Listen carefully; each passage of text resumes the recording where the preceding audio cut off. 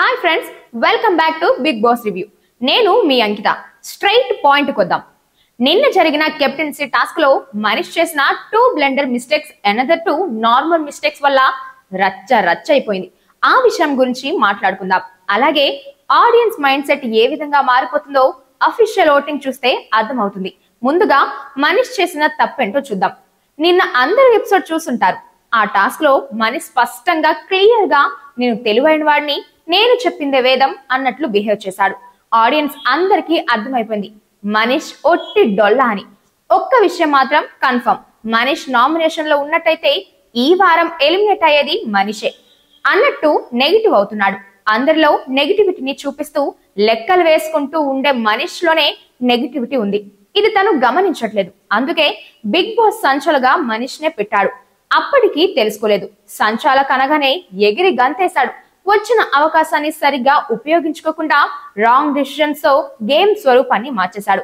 పెద్దగా ఆర్గ్యుమెంట్ చేస్తూ చిన్నదాన్ని పెద్ద తప్పుగా చేసి ఇమ్మాన్యుయల్ ని ఎలిమినేట్ చేశాడు. అంతేకాకుండా ఆటని సరిగ్గా గమనించట్లేదు. కళ్యాణ్ తప్పు చేశాడని ఎవరూ చెప్తే గానీ రియలైజ్ అయ్యి నేను కూడా చూశానంటూ కవరింగ్ ఇస్తూ నేను కూడా చూశానని ఎలిమినేట్ చేశాడు. అలాగే ప్రియా విషయంలో కూడా చేశాడు. ప్రియా బ్యాక్ టర్న్ అయింది అని ఎవరో చెప్తే ముసి నవ్వులు నవ్వుతూ ఎలిమినేట్ చేశాడు. చాలా క్లియర్ గా అర్థమవుతుంది మనీష్లో ఏమీ లేదని. ఏది ఏమైనా సంజన కెప్టెన్ అయింది. లగ్జరీ బెడ్రూమ్ లో సంజన కెప్టెన్ గా ఏ నిర్ణయాలు తీసుకుంటుందో తెలియాల్సి ఉంది. ఈ హౌస్ లో కామనర్స్ అలాగే సెలబ్రిటీస్ మొత్తం 15 మందిలో నా దృష్టిలో మనీష్ హౌస్ లో ఏ విధంగానూ పాజిటివ్ పర్సన్ కాదు.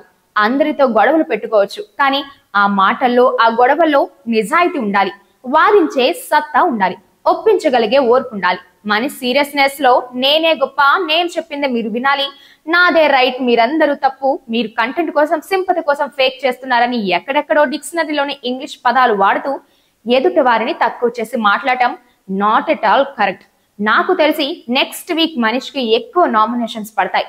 సంచాలకుగా జడ్జ్మెంట్ ఇచ్చే విషయంలో చాలా జాగ్రత్తగా చూడాల్సింది పోయి టూ మచ్ కన్ఫ్యూజన్ క్రియేట్ చేసి దారుణంగా బిహేవ్ చేశాడు.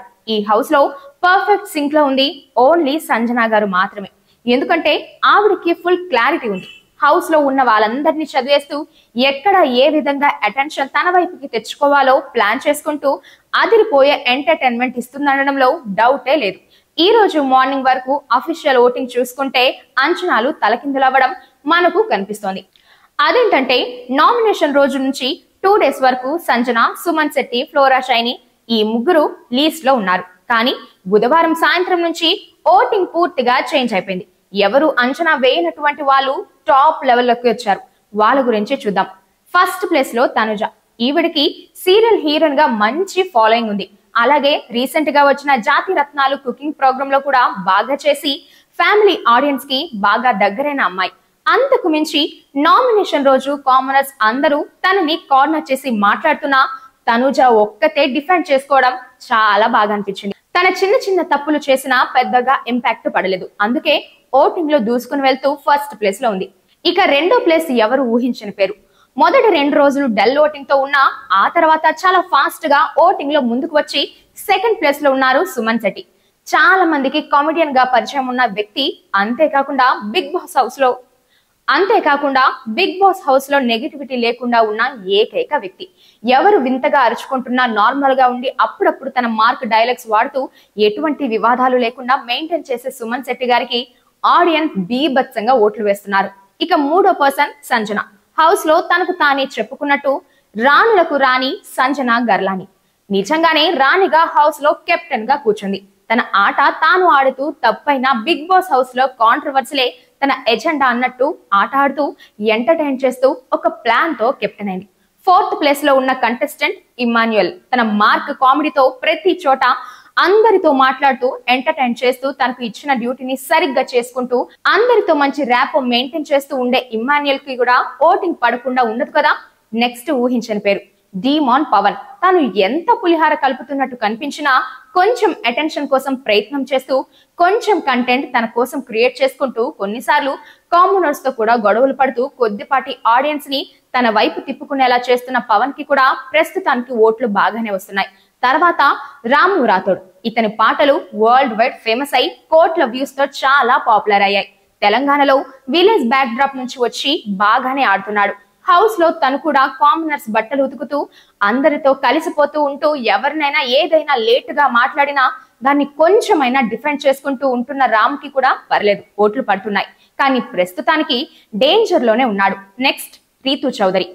ఆడియన్స్ రీతూ చౌదరి అంటే పెద్దగా ఇంట్రెస్ట్ చూపించలేదు. కానీ ఏ కాంట్రవర్సీ లేకుండా అప్పుడప్పుడు మాట్లాడుతూ గట్టిగా డిఫెండ్ చేసుకుంటూ అందరితో ఓపెన్ అప్ అవుతూ ఉన్న ఓటింగ్ లో వెనకబడిపోయి డేంజర్ లో ఉంది.